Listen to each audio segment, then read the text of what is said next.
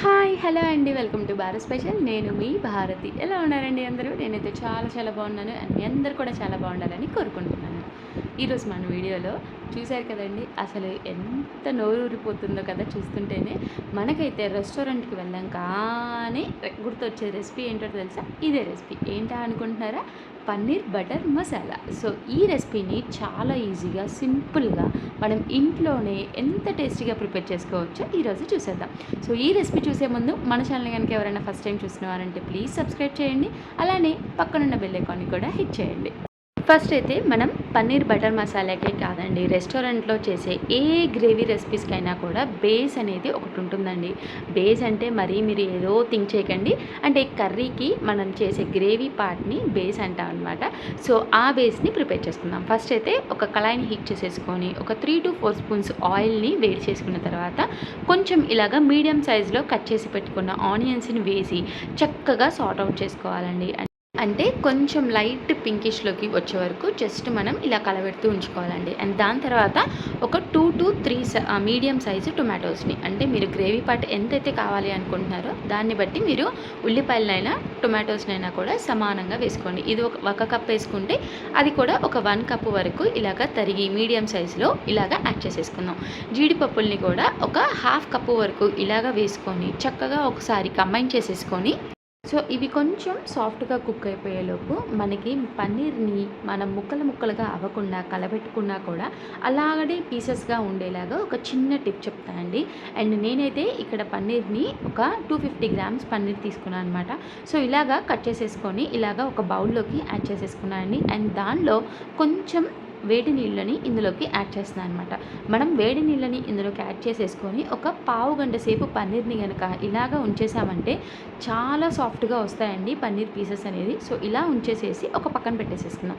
So మనకి ఈలోపు ఈ ఆనియన్స్ అండ్ అలానే టొమాటోస్ కూడా చక్కగా కుక్ అయిపోయాయి కదండి.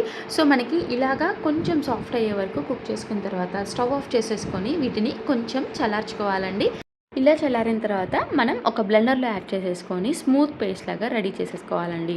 అండ్ మనకి ఈ గ్రౌండ్ మిక్సర్లో మీకు కావాలి అంటే ఆనియన్స్ టొమాటోస్లోనే కొంచెం కారం ఉప్పు కూడా యాడ్ చేసేసుకొని ఇంకొంచెం స్పైసీగా కూడా ప్రిపేర్ చేసుకోవచ్చు. మనం ఈ బేస్ని ఏ వెజిటేబుల్స్ అయినా యాడ్ చేసేసుకొని వెంటనే ఏ రెసిపీ అయినా కూడా ప్రిపేర్ చేసేసుకోవచ్చు.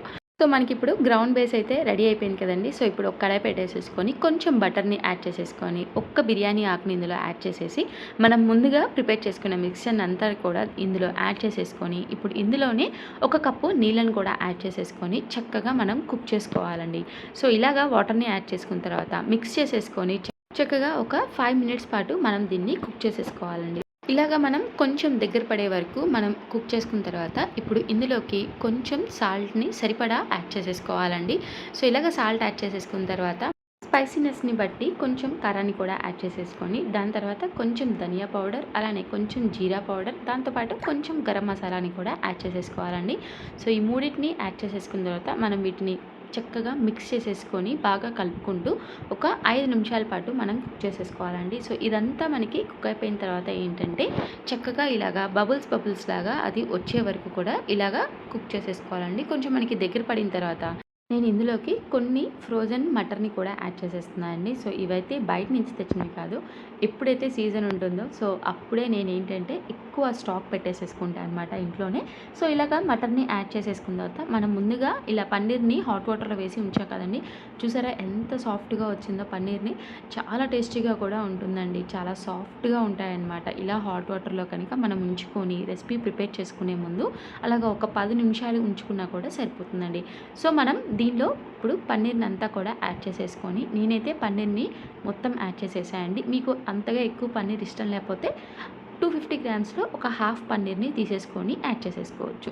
సో ఇలాగా యాడ్ చేసుకున్న తర్వాత ఇలా కసూరి మేతిని కూడా యాడ్ చేసేసుకొని ఒకసారి బాగా కంబైన్ చేసేసుకోవాలండి.